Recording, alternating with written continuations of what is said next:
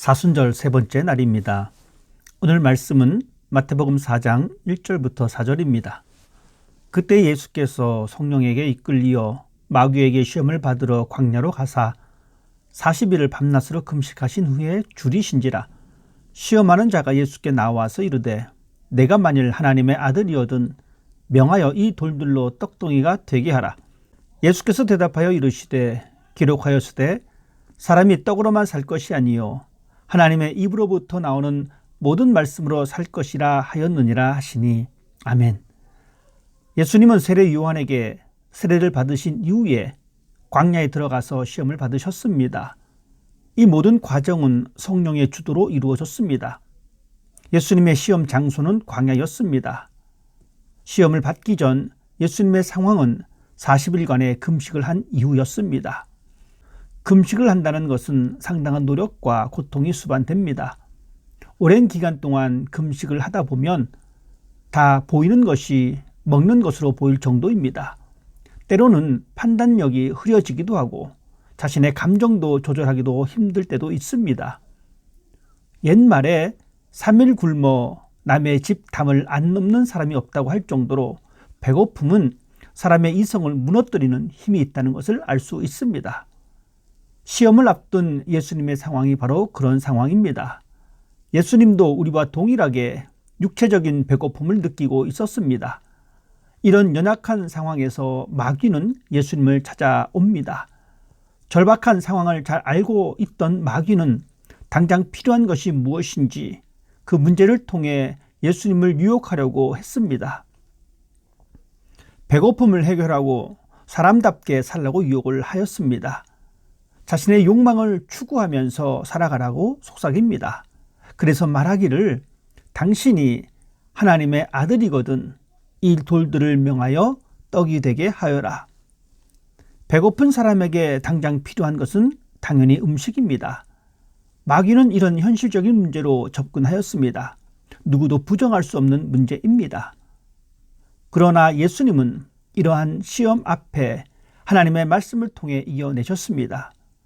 예수님이 맞닥뜨린 인간의 배고픔의 문제, 즉 인간의 육체적 욕구를 자극하는 문제 앞에서 흔들리지 않고 하나님의 나라를 선포를 하며 하나님의 아들로서의 정체성을 잃지 않고 우선순위를 바꾸지 않았습니다. 육체의 욕망을 이루기 위해 자신의 이기적인 욕심을 버렸습니다. 살다 보면 더 윤택한 삶을 위해, 더 편한 삶을 위해 이루어야 할 것들이 많이 있다는 것을 발견하게 됩니다. 이럴 때 마귀는 우리들에게 유혹합니다.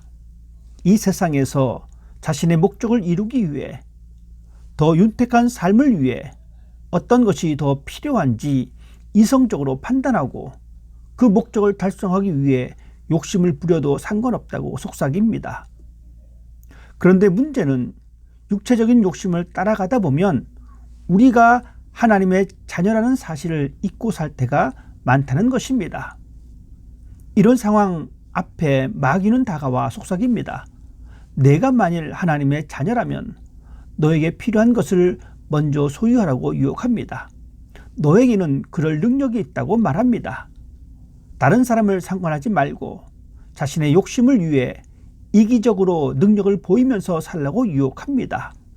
마치 예수님에게 돌들을 명하여 배고픈 상태에서 먼저 배불리게 먹는 것을 요구하였듯이 자신의 목적에 따라 필요한 모든 것을 바꾸면서 살아가라고 시험하는 것입니다. 이런 유혹에 넘어간 사람들은 자신 앞에 놓여진 모든 것들을 자신의 이익과 성공의 도구로 삼고 살아갑니다. 자신의 목적을 달성하기 위해 하나님이 창조하신 사람과 자연을 마음대로 바꾸려고 합니다. 더 이상 다른 사람을 인격적인 교제와 사랑의 대상이 아닌 내 이익을 위한 수단으로서 다른 사람과 관계를 맺게 됩니다. 우리의 편리와 욕심을 위해 우리들에게 주어진 모든 것들을 자신의 목적을 달성하기 위한 수단으로 바꾸어 사용한다면 이 세상은 결국 혼돈과 싸움만 있게 될 것입니다.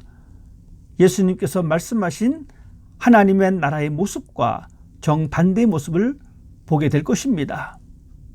이런 유혹 앞에 예수님은 자신의 정체성을 잃지 않았습니다. 오히려 사람이 떡으로만 살 것이 아니요 하나님의 입으로부터 나오는 모든 말씀으로 살 것이라고 하셨습니다.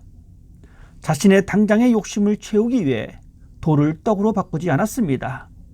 하나님의 아들로서 자신의 삶의 방식은 자신의 편리와 이익을 위해 모든 것을 바꾸고 소유하는 그리고 지배하는 것이 아니라 세상을 살아가는 방식은 오직 하나님의 말씀이라는 것을 보여주었습니다.